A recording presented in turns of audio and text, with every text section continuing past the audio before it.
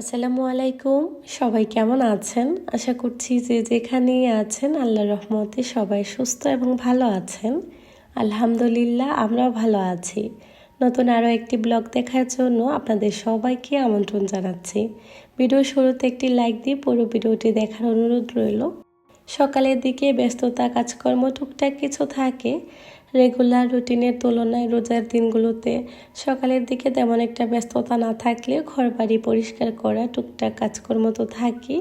এই ধরনের কাজগুলোই সকালের দিকে একটু গুছিয়ে নিচ্ছি। সকালের দিকে যেহেতু নাস্তা বানানোর তেমন কোনো তাড়াহুড়া বা ঝামেলা থাকে না, যার কারণে ঘরের কাজগুলো এখন আয়েশ করেই গুছিয়ে নিতে পারি। আগে তো দেখা যেত বেশ তাড়াহুড়া করেই কাজগুলো গোছাতে হতো। সকালের সময়টাতে এই ধরনের টুকটাক কাজকর্মই আমি গুছিয়ে থাকি। সেহরি খাওয়ার পর আর ঘুমাতে পারি না, যার কারণে জুনায়েদ স্কুলে চলে যাওয়ার পর কিছুটা সময় রেস্ট করি, তারপর ঘুম থেকে উঠে এই তো ঘরের টুকটাক কাজকর্ম গুছিয়ে থাকি। তবে প্রতিদিন যে সমানভাবে যায় বা সমান কাটে তা কিন্তু না। এর মাঝে কোনো কোনো দিন দেখা যায় সেহরি খাওয়ার পর আর ঘুমই আসে না, তখন দেখা যায় এই তো টুকটাক কাজকর্ম গুছিয়ে থাকি। আমার প্রিয় আপুরা অনেক সময় আমাকে প্রশ্ন করে থাকেন আমার ঘর কি এরকম গোছানো পরিপাটি থাকে? না গো আপু, সেটা একদমই সম্ভব না। ঘর মানেই এলোমেলো হবে, অগোছালো হবে, এটা খুবই স্বাভাবিক। তবে গুছিয়ে রাখতে হয় আর কি। বেশ অনেকটা সময় এই সংসারের পেছনে ব্যয় করতে হয়। একটা সংসার কখনো একদিনে গোছানো পরিপাটি হয়ে ওঠে না। যত্ন ভালোবাসায় প্রতিদিনের গোছানোর কিছু অভ্যাসই কিন্তু ঘরটা অনেক বেশি গোছানো আর পরিপাটি দেখায়। তবে আমার বাসাও অনেক বেশি এলোমেলো হয়, যেহেতু বাচ্চারা আছে এলোমেলো করবে, এটাই স্বাভাবিক। এটা ঘর, কোনো হোটেল না যে একেবারে সব কিছু গোছানো পরিপাটি থাকবে। তবে গুছিয়ে রাখতে হয় আর কি, একটু সময় দিতে হয়। প্রতিদিন যদি কিছুটা সময় ক্লিনিংয়ের কাজে দেয়া যায়, তখন কিন্তু ঘরটা ওরকম নোংরা হয় না। আর আমি জানেন, আমার সব কিছু যেমন তেমন যদি রান্নাঘরটা একটু গোছানো থাকে আমার খুবই ভালো লাগে। আমি যতই অসুস্থ থাকি না কেন, শরীর খারাপ থাকুক বা যে কোনো সমস্যা থাকুক, তারপরে যত রাতই হোক আমি রান্নাঘরটা একেবারে গুছিয়ে পরিপাটি করে তারপরেই ঘুমাতে যাই। তা না হলে আমার একদমই ভালো লাগে না, কেমন যেন একটা অস্বস্তি ফিল হয়। যখন ঘুম থেকে উঠে গুছানো পরিপাটি রান্নাঘরটা দেখি, তখন মনের মধ্যে না একটা অন্যরকম শান্তি থাকে। ওই যে কাজগুলো গুছিয়ে করেছি সেই ক্লান্তিটুকু আর থাকে না। তবে হ্যাঁ, প্রতিবার সেই চেষ্টাটাই থাকে। মাঝে মধ্যে অনেক সময় হয় যে গোছাতে পারি না, তারপরেও যত সম্ভব চেষ্টা করে যাই আর কি। আচ্ছা, আমি এখানে একটু করে মিষ্টি দই বানাবো, যার কারণে ভাবলাম যেহেতু আমি ঘরের টুকটাক কাজকর্ম করব, এই ফাঁকে টক দইটাকে একটু করে স্ট্রেনারে রেখে দিই, এতে করে পানিটা ঝরে যাবে, পরে আমি দই বসাতে পারবো। এখন যেহেতু আস্তে আস্তে গরম পড়ছে, গরমের দিনে কিন্তু ঠান্ডা ঠান্ডা দই খেতে বেশ ভালো লাগে। কম বেশি সবার বাসাতেই যে যেটা পছন্দ করেন টক দই অথবা মিষ্টি দই বানিয়ে থাকেন। আর গরমের মধ্যে দইটাও খুব পারফেক্টভাবে জমে যায়। তবে রোজা এসেছে পর থেকে আমি বাসার মধ্যে প্রায় সময় মিষ্টি দই বানিয়ে থাকি। একবার বানালে 3-4 দিনের মতো চলে যায়, তারপর আবার বানিয়ে থাকি। তো আজকে যেহেতু বানাচ্ছি, ভাবলাম আপনাদের সঙ্গে একটু শেয়ার করি আমি কিভাবে বানাই। তারপর আমি জানি আমার আপু আমার আন্টিরা আমার থেকে অনেক বেশি জ্ঞানী এবং গুণী, তারপরও আমি যেভাবে বানাচ্ছি ওটাই আপনাদের সঙ্গে শেয়ার করছি। প্রথমেই আমি চিনিটাকে ক্যারামেল করে নিয়েছি, এতে করে না দইটা দেখতে ভালো লাগে আর কালারটা অনেক বেশি সুন্দর আসে। অল্প পরিমাণে একটু চিনি গুলিয়ে আমি ক্যারামেলটা তৈরি করে নিয়েছি। বেশিক্ষণ জাল করা যাবে না, এতে করে দেখা যাবে পরে তিতা লাগতে পারে। অল্প একটু লালচে কালার আসার পর আমি চুলাটাকে অফ করে দিয়ে এর মধ্যে অল্প একটু দুধ দিয়ে হালকা কিছু সময় জাল করে নিয়েছি।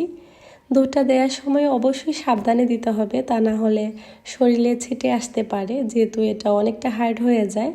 তারপর বেশ কিছু সময় জাল করে আমি এর মধ্যে পরিমাণ অনুযায়ী আরও কিছুটা লিকুইড দুধ দিয়ে দিয়েছি। এটাকে আমি বেশ অনেকক্ষণ জাল করে নেব।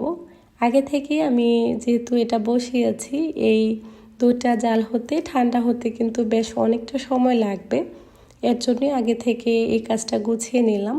এই ফাঁকে আমি ঘরের টুকটাক যেসব কাজকর্ম আছে গোছগাছের বা ক্লিনিংয়ের, ওই কাজগুলো গুছিয়ে নেব। সারাদিনের সংসারে তো ব্যস্ততা শেষ নেই, এই ধরনের ছোটোখাটো অনেক কাজ আছে যে কাজগুলো একটু বুদ্ধি খাটিয়ে করলে সংসারের কাজগুলো অনেক বেশি সহজ মনে হয়। আর রোজার দিনগুলোতে বিকেলের সময়টাতে কিন্তু আমরা অনেক বেশি ব্যস্ত থাকি, সেই সাথে ইফতার বানানো, নানান আয়োজন, এর মধ্যে আর তেমন কোনো সময়ও হাতে থাকে না যে ঘরের বাকি কাজ গোছাবো। যার কারণে সকালের সময়টাতে এই ধরনের ছোটোখাটো কাজকর্ম আমি গুছিয়ে থাকি। তবে সবার ক্ষেত্রে সমান নাও হতে পারে বা অনেকে আমার সাথে একমত নাও হতে পারেন, তবে আমি যেভাবে গুছাই ওটাই আপনাদের সঙ্গে শেয়ার করছি। তবে আমি জানি আমার আপুরা আমার থেকে অনেক বেশি জ্ঞানী এবং গুণী, আমি তাদেরকে যথেষ্ট সম্মান করি। তারপর আমি নিজের সংসারের কাজকর্মগুলো যেভাবে গোছাই ওটাই আপনাদের সঙ্গে শেয়ার করছি। এখানে টুকটাক যেসব জিনিসপত্র র্যাকগুলোতে ছিল এগুলি মুছে নিচ্ছি। বাসায় এত পরিমাণে ধুলা আসে, প্রতিদিন তো আসলে সব রুম মুছে ওরকমভাবে গুছিয়ে উঠতে পারি না। একদিন একটা গুছালে তারপর দিন অন্য রুম গুছাই আর কি, এরকম করেই আসলে গুছিয়ে নিতে হয়। একদিনে তো আর সব কাজ একসাথে গুছিয়ে নেওয়া সম্ভব হয় না। তাছাড়া যখন একসাথে সব কাজ গোছাতে যাই নিজেও বেশ অনেকটা ক্লান্ত হয়ে যায়, যার কারণে এক এক দিন এক একটা রুম করে গুছিয়ে নিই। বেশ অনেক দিন ধরে ভাবছি সোফা রুমটা একটু করে ক্লিন করে নেব, আসলে সময় স্বল্পতার কারণে ওরকম করে হয়ে উঠছে না। আর যার কারণে ভাবলাম আজকে যেহেতু হাতে কিছুটা সময় আছে এই রুমটা একটু করে মুছে নিই। এগুলো যদি কিছুদিন পর পর না মুছি এতটা পরিমাণে ধুলা এসে জমে পরে আর এগুলোর দিকে তাকানোই যায় না, এত বেশি এলোমেলো থাকে। এখানে যে খুব একটা বসা হয় বা আসা হয় তা না, তবে বাচ্চারা বাসায় থাকলে ওরা খেলাধুলা করে টিভি দেখে, আর বাচ্চা মানুষ তো নোংরা করে ফেলে আর কি। তবে বাসায় জানলা তো একদমই খোলা হয় না, যা একটু হালকা পাতলা বিকেল করে বা সকাল করে খুলি। এইটুকু সময়ের মধ্যে অনেকটা পরিমাণে ধুলা চলে আসে, জানি না কোথায় থেকে যে এত ময়লা আসে। কিছুদিন পর পর এই কাজগুলো আমার রুটিনেই রাখতে হয়। এই ধরনের ছোটোখাটো অনেক অভ্যাস থাকে যেগুলো নিত্যদিনের সংসারের কাজকে অনেক বেশি সহজ করে তোলে। আমি প্রায় সময় যখন কিছুটা অবসর সময় থাকে বা রান্নাঘরের অন্যান্য কাজ করি, পাশাপাশি হাতে কিছুটা সময় থাকে, এরকম করে আমি বেশ কিছু পেঁয়াজ কাঁচামরিচ ছিলে পরিষ্কার করে রাখি। যেহেতু ইফতার বানাবো একটু পর, যার কারণে আগে থেকে টুকটাক কিছু কাটাকুটির কাজ গুছিয়ে রাখছি। এতে করে ইফতার বানানোর সময় কিন্তু আমার তেমন একটা তাড়াহুড়া বা ঝামেলা থাকে না। দেখবেন কাটাকুটি কুচকাচ বা বাছাবুছির কাজ করতে যতটা সময় লাগে তার অনেক কম সময়ের মধ্যে কিন্তু রান্না হয়ে যায়। যার কারণে কিছু পেঁয়াজ আগে থেকে ছিলে কাঁচামরিচ ছিলে রাখি, যখন যেটা প্রয়োজন এখান থেকে বের করে নিতে পারি। একটা বড় ঝুড়িতে আমি এগুলো রাখি, আর ছোট যেটা এটার মধ্যে আমি পেঁয়াজ কাঁচামরিচ বা টমেটো যেটা প্রয়োজন হয় আর কি প্রতিদিনের রান্নাতে ওই ধরনের জিনিসগুলো কেটে রেখে দিই। আর এখন তো প্রতিদিনের আসলে প্রয়োজন হয় কাঁচামরিচ বা পেঁয়াজ, অনেক কিছুই দরকার হয়, ধনেপাতা, এগুলো কেটে বক্সটাতে রাখি। তো এখানে আমি বেশ কিছু পেঁয়াজ কাঁচামরিচ কেটে নিচ্ছি। তো ইফতারির সময়টাতে যদি এগুলো আমি কাটাকুটির কাজ করি তখন আমার সময়টাও বেশি লাগে। তো পরে দেখা যায় নামাজ কলমা শেষ করে আস্তে আস্তে ইফতার বানাতে অনেকটা দেরি হয়ে যায়। কেন যেন আমার কাছে মনে হয় 4টার পরে থেকে না সময়টার তেমন কোনো বরকতি থাকে না, খুব তাড়াতাড়ি মনে হয় ইফতারের সময় হয়ে যায়, সব কিছু তাড়াতাড়ি করে গুছিয়ে উঠতে পারি না। যার কারণে আমি আগে থেকে অনেকটা পরিমাণে কাজ এগিয়ে রাখি। প্রায় সময় আসলে প্রতি বছর রমজানে এই চেষ্টাটাই আমার থাকে, শেষের সময়টা চেষ্টা করি নিজের জন্য কিছুটা হলেও রাখতে, বাচ্চাদেরকে নিয়ে ইফতারে সবাই মিলে একসাথে বসতে। এটার মধ্যে না একটা অন্যরকম শান্তি আছে। সারাদিন যতই কাজকর্ম করি যাই করি না কেন, যখন সবাই মিলে ইফতারিতে একসাথে বসি খুব ভালো লাগা কাজ করে, আর ওই যে ক্লান্তি বলে কোনো কিছুই থাকে না। এখানে আমি সব কিছু কেটে বেছে তারপর এই বক্সটাতে রেখে দিয়েছি। শুধুমাত্র রান্নার সময় আমি এই বক্সটা বের করে তারপর যেটা প্রয়োজন ওগুলো নিয়ে নেব। এরকম অনেক কাজকর্ম আমরা ছোটোখাটো, আসলে এগুলো ছোট মনে হলেও কিন্তু এগুলোতে সময়টা অনেকটা সময় লাগে। এই কোটা বাছার কাজ কিন্তু বেশ একটা লম্বা সময় দিতে হয়।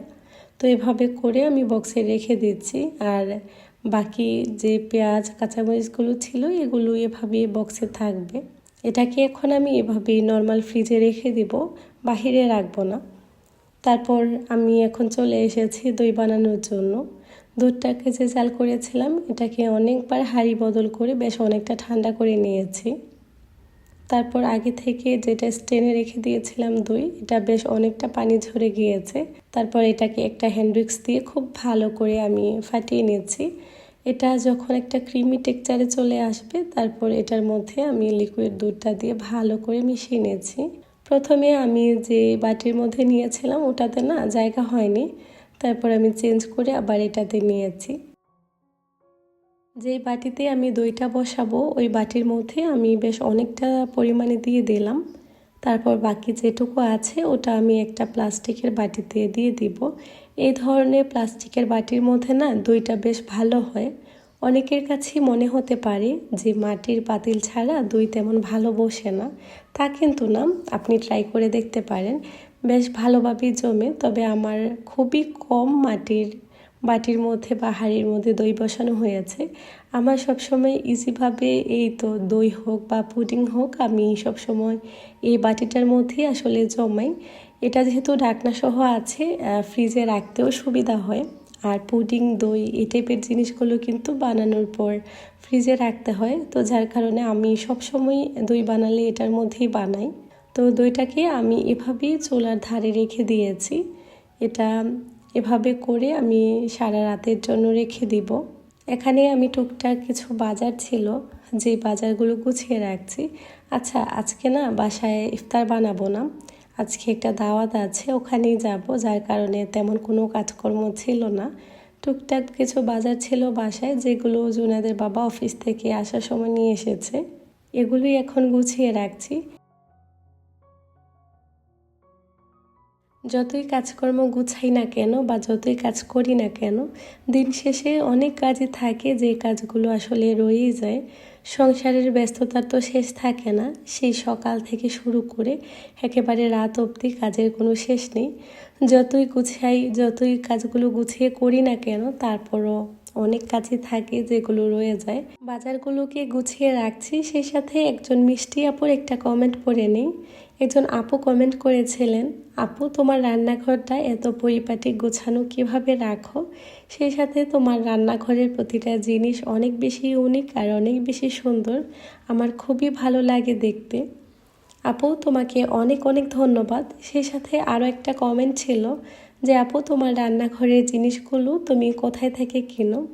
আপুদেরকে অনেক অনেক ধন্যবাদ এতটা সময় ব্যয় করে এত সুন্দর কমেন্ট করার জন্য। প্রথমেই বলি, আমি রান্নাঘরের প্রতিটা জিনিস যখন বাহিরে বের হই বিভিন্ন মার্কেটে ঘুরেই আমার কেনা হয়।